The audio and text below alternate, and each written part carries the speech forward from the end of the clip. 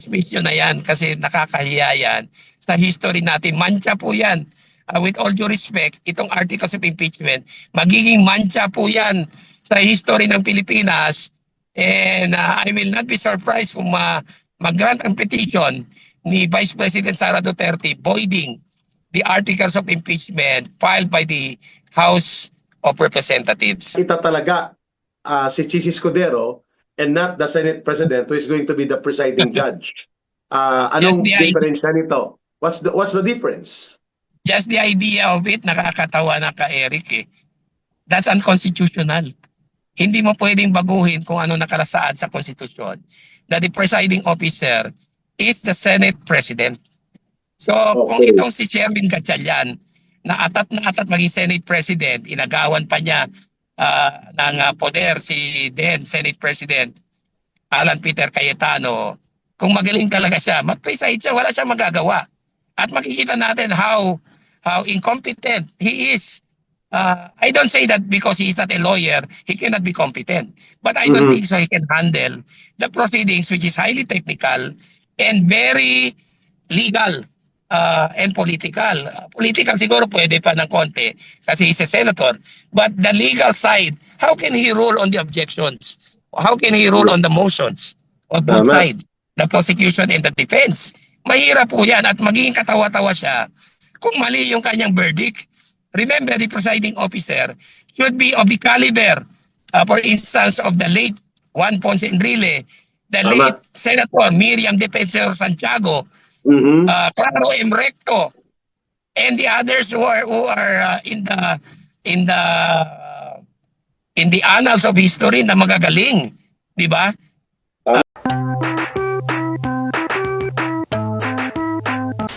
Kaya pinasukan ang Senado as if the Senate is just an ordinary house that can be infiltrated by state forces. Isa na yan.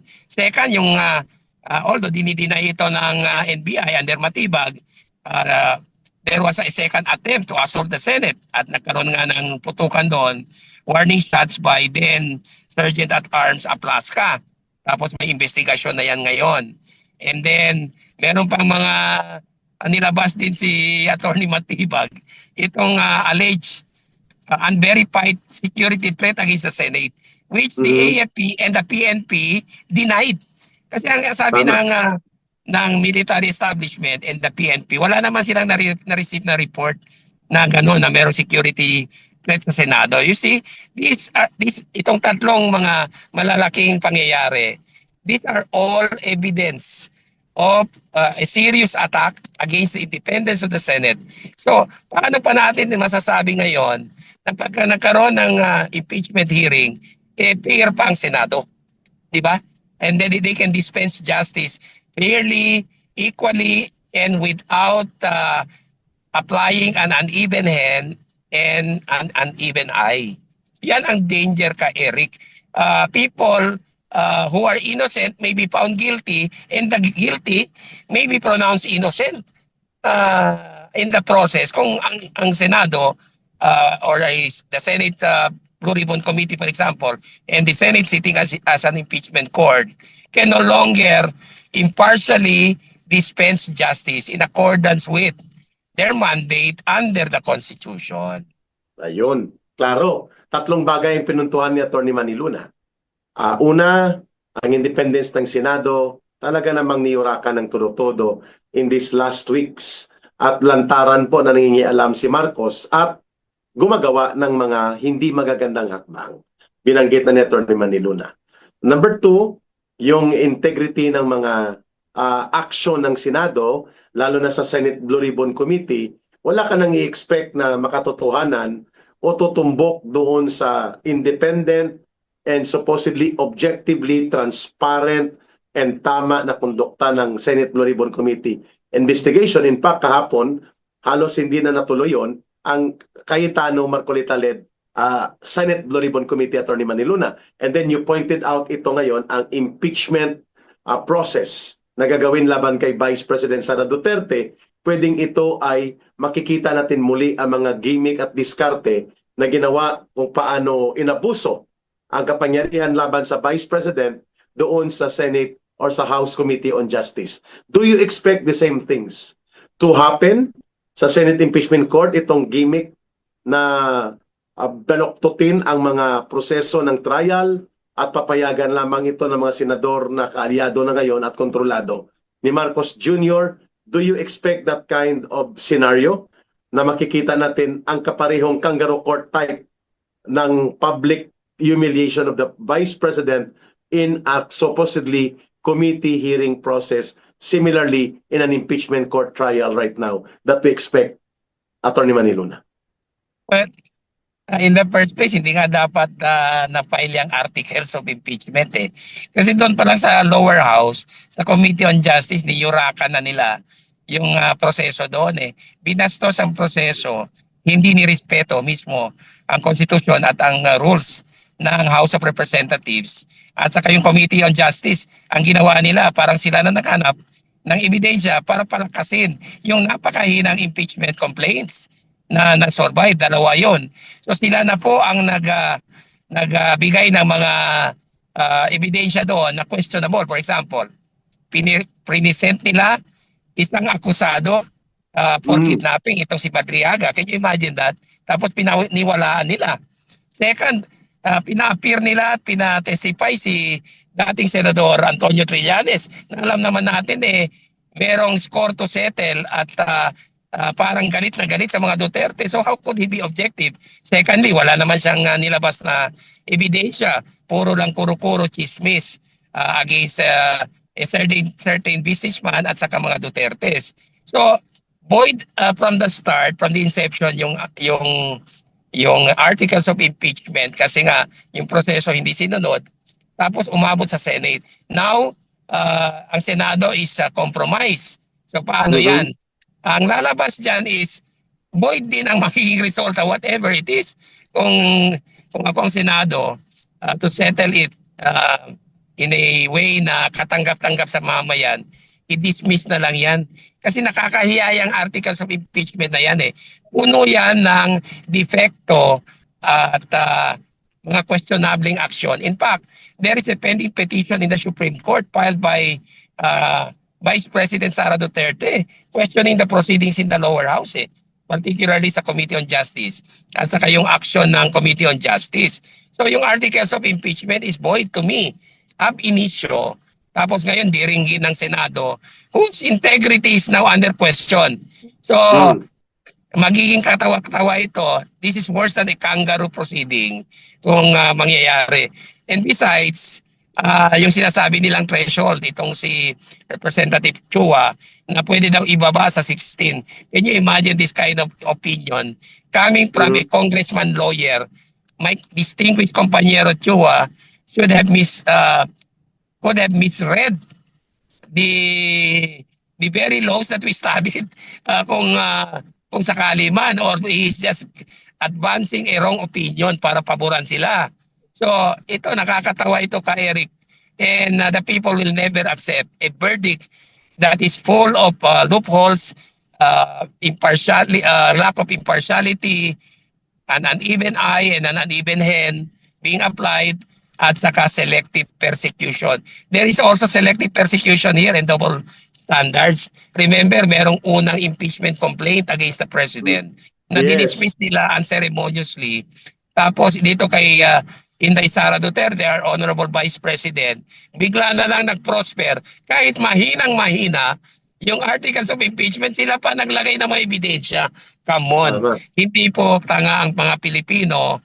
Huwag nyo kaming babuyin dito sa prosesong ito. Kasi eksperyensyado na tayo ka Eric. Remember, we have undergone so many impeachment proceedings. Bautista, Corona, Gutierrez, meron pang Davide impeachment. Sanay na po ang Pilipino, kaya kahit paano, even an ordinary Pilipino knows the proceedings at kung anong mekanismo. Huwag nyo po kaming lokohin dyan. Eksperyensyado na pagbansa natin.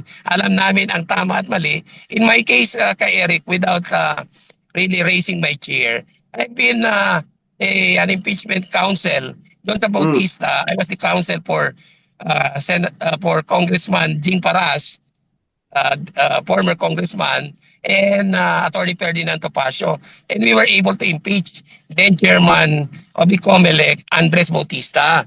Tapos doon naman sa Corona impeachment, I was a volunteer counsel for the prosecution sa Corona impeachment. Kaya alam po natin kay Eric yung proseso dyan. At saka yung taong bayan mismo, nasaksihan niya sa TV, sa social media, lahat yan. At hindi po sila maluloko dyan. Come on. Kung gusto niyo talaga maniwala ang taong bayan at mapatatag ang ating demokrasya at mawala na itong delubyo natin, i-dismiss nyo na yan kasi nakakahiya yan. Sa history natin, mancha po yan. With all due respect, itong articles of impeachment, magiging mancha po yan sa history ng Pilipinas. And I will not be surprised kung mag-grant ang petition ni Vice President Sara Duterte voiding the articles of impeachment filed by the House of Representatives. Attorney Maniluna, can the Supreme Court still rule kahit magsisimula na bukas ang pre-trial conference as a start ng Senate impeachment pre-trial proceedings at any time given in the process of the impeachment court? Can the Supreme Court still rule on the question of constitutional issues as well as due process principles as well as valid issues raised against the impeachment articles and process made at the House of Representatives kahit may pre-trial na bukas at magsisimula na ang formal trial sa darating na Hulyo? Can still the Supreme Court intervene? Definitely. Remember, unang nag-assume ng jurisdiction ang ating Korte Suprema. That petition was filed way before na-file yung articles of impeachment. And it was questioned already by the Vice President. And there was a previous case, Duterte versus House of Representatives, wherein the Supreme Court laid down some guidelines, diba? So the Supreme Court has shown, and because the Constitution allows it under Article 8, yung power of judicial review, which reinforced its judicial power, the Supreme Court may step in or intervene anytime. Kahit pa nag-hearing na dyan sa impeachment court, because the issue is constitutionality of the actions of the House of Representatives and the Committee on Justice.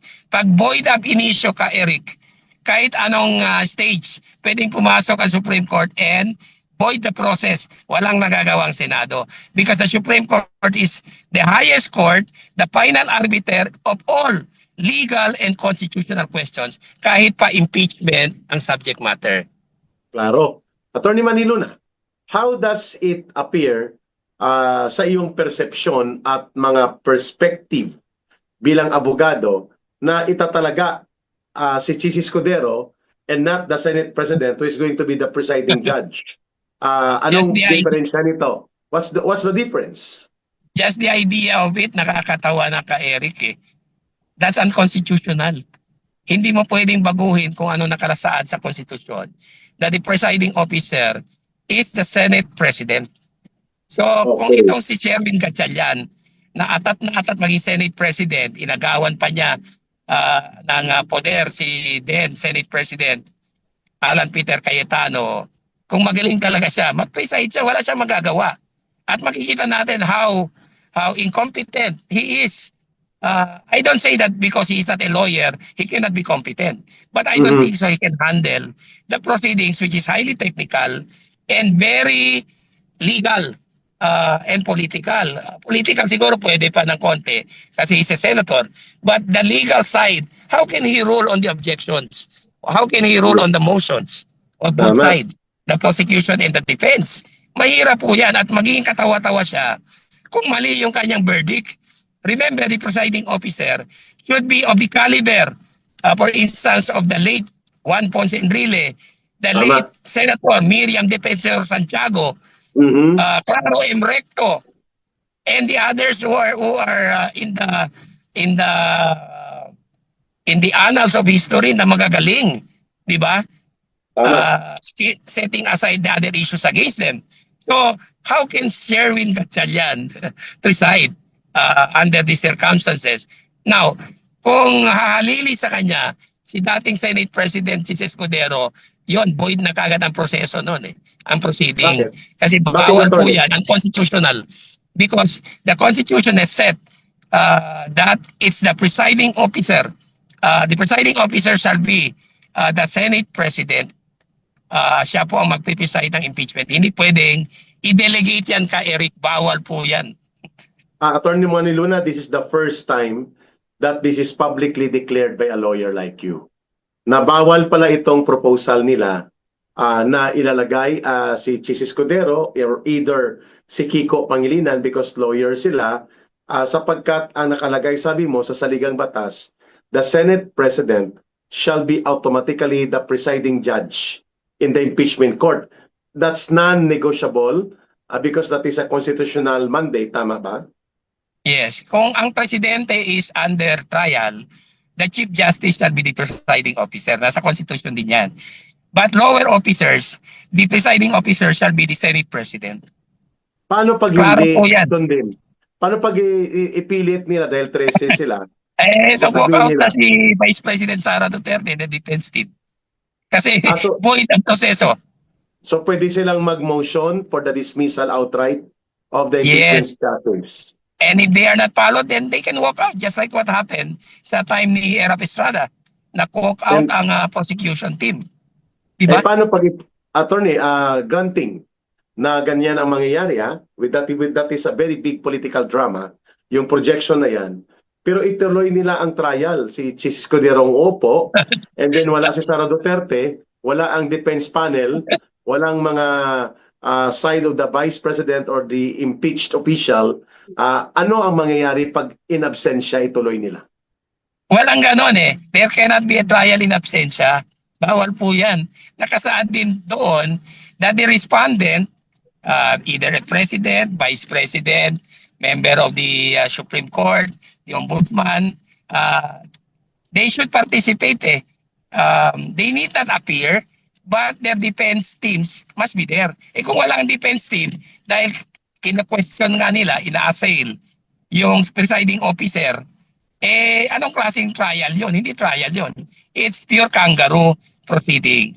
Void ab initio, and the people can disregard that. Whatever will be the verdict cannot be valid. Klaro narinig niyo mga kababayan medyo malaking anggulo ito because this is the first time that a lawyer by the persona of Attorney Maniluna ay ipinoint out niya na kapag itinulak, ipinilit ng grupo nila Gatchalian na papalitan mo na siya pansamantala as a presiding judge in the Senate Impeachment Court, the process will become void from the very start. At sabi ni Attorney Maniluna, walang bisa, walang batayang legal, at unconstitutional ang ginawa. Therefore, hindi ito dapat kilalanin at walang bisa sa anumang epekto sa Vice President. Attorney Maniluna, paano bukas? Sino ba dapat na mag-preside dyan sa pre-trial dahil sarado ito? Closed door daw ito.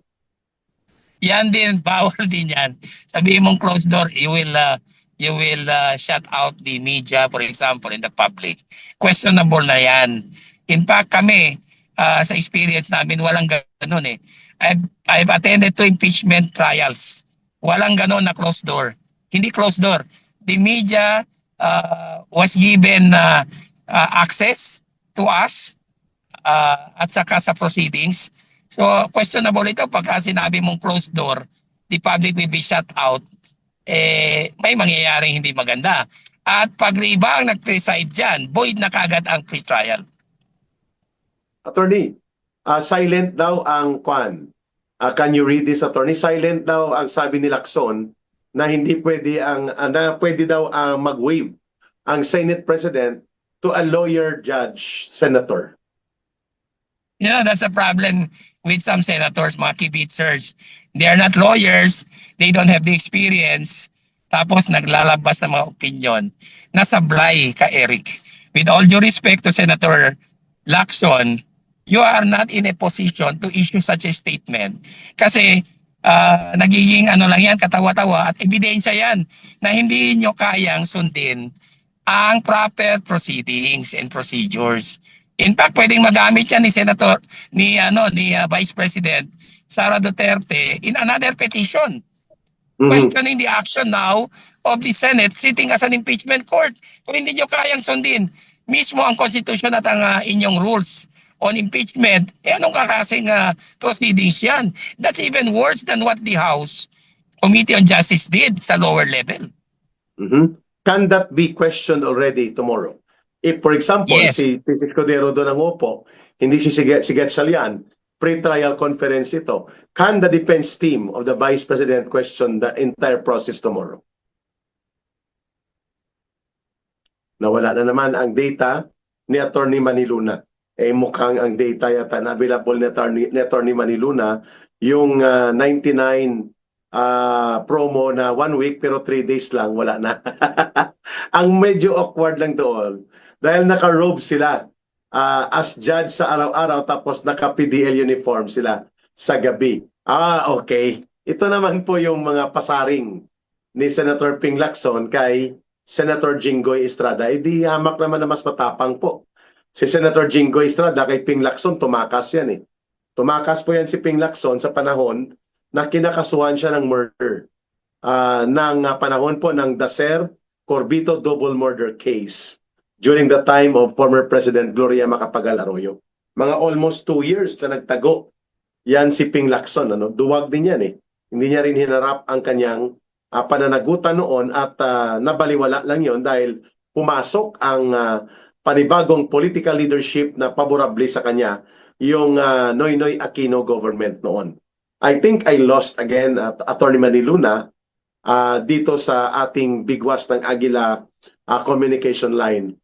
Ito po, may statement na inilabas si Congressman Pulong Duterte ng Davao. A highly reliable source informed me that the ICC arrest warrant against Senator Bongo, former police officers, have already been issued. At ito po ay nadulas na dyan si Attorney Cristina Conte ng CPP, NPA, NDF, National Union of Patakas Lawyers.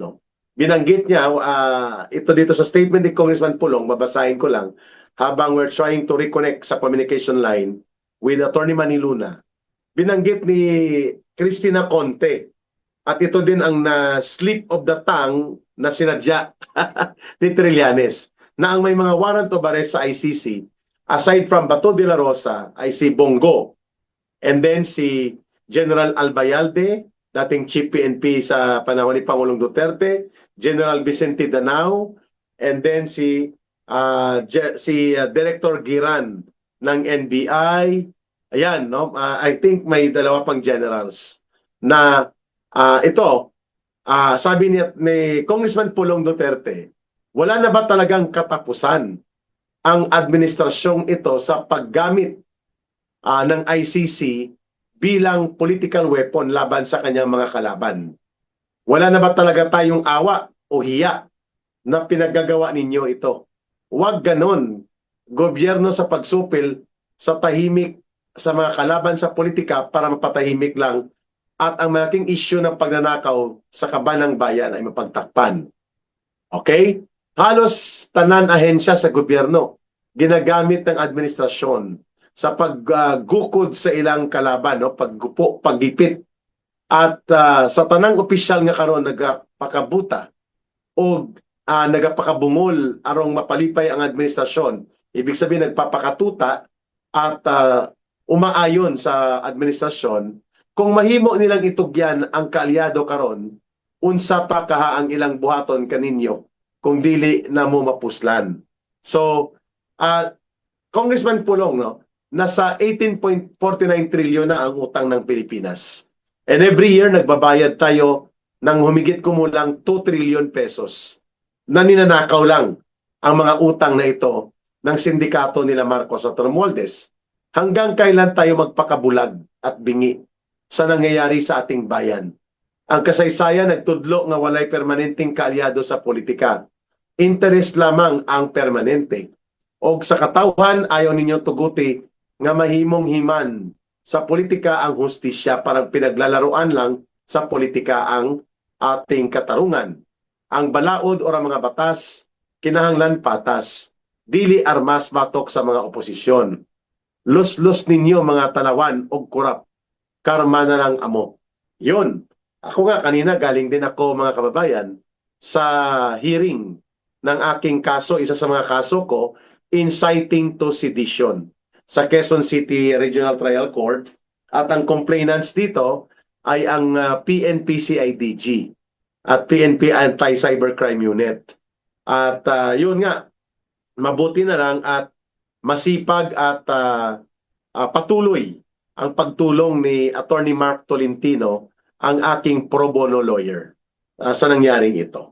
But nonetheless, dahil po mukhang nahihirapan na makabalik si Attorney Maniluna, supposedly ang kanyang data unlimited promo ay 1 week, 3 days lang ubos na. Hindi, biro ko lang yun. Talagang 99. 1 week, pero ubos na 3 days, mag-load ulit. Mga kababayan, kidding aside, mabigat po itong hinaharap natin na political crossroads, sapagkat sa halos buong 3 taon na nakalipas, or almost 4 years na ni Marcos, halos maruming laro sa politika ang kanyang pinagpukusan. Hindi niya inayos ang agrikultura, walang malinaw na pag-angat at pag-unlad at pag-modernize ng ating agriculture sector.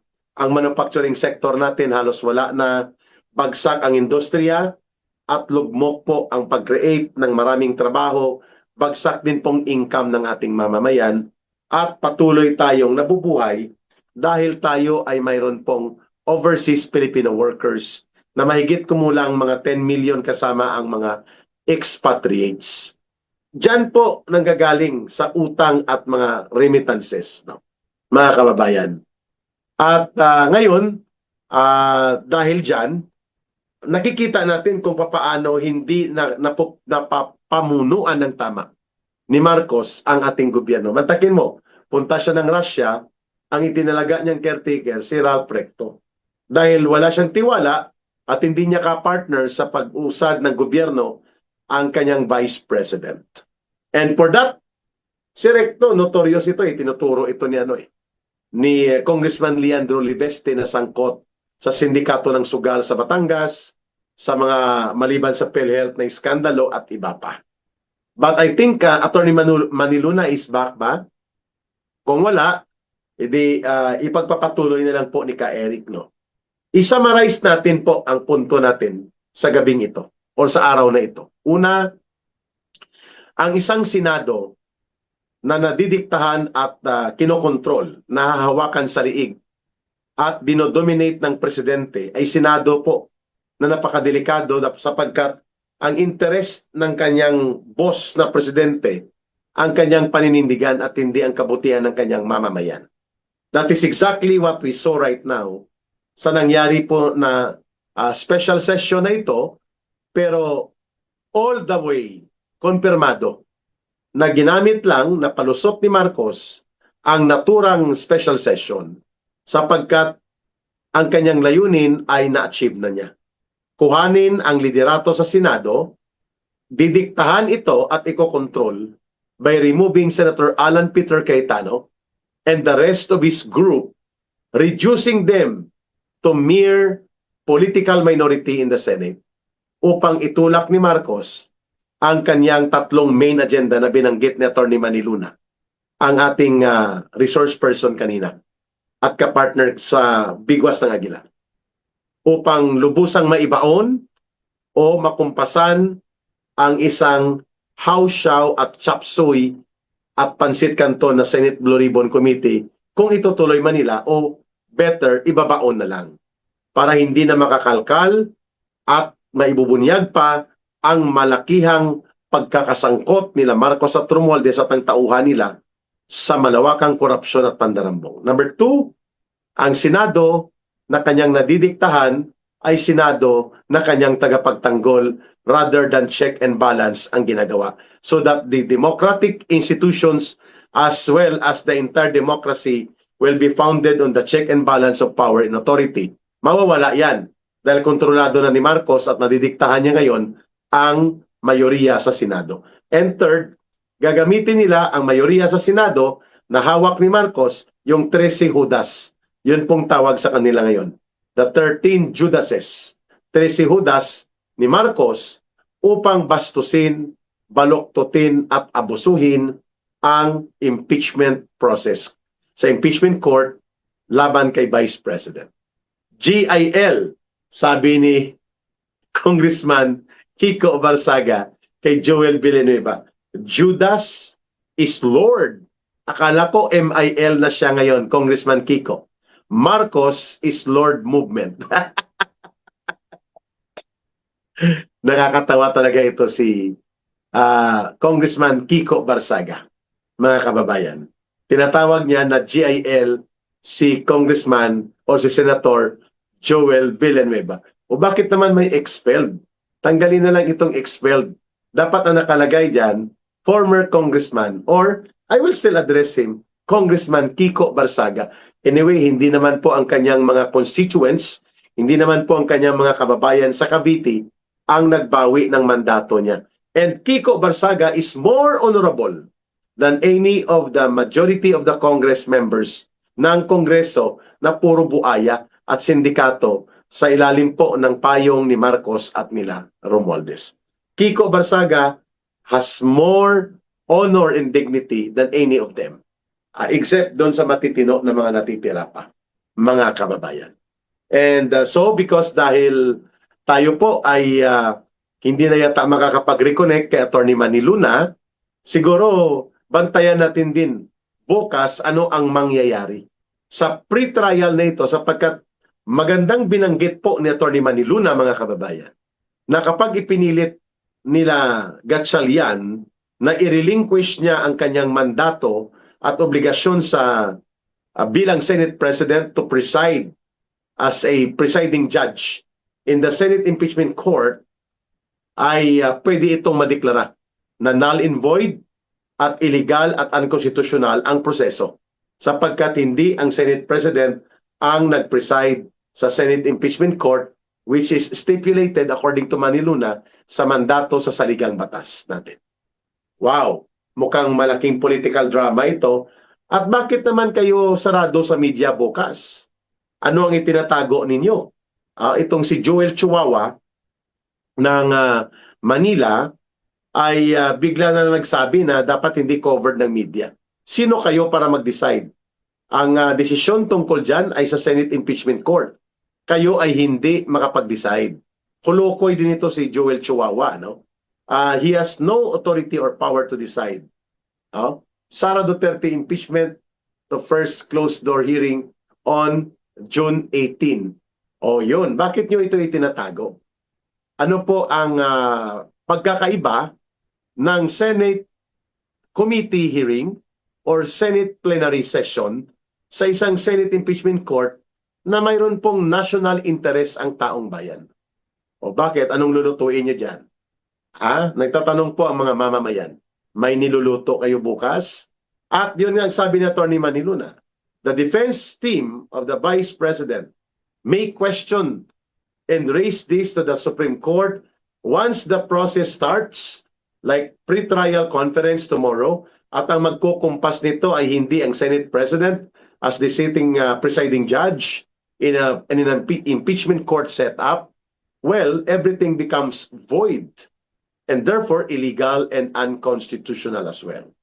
Abangan po natin, mga kababayan, ang panibagong twist and turn sa political drama na nagaganap po sa Pilipinas na araw-araw ay ating nasasaksiyan.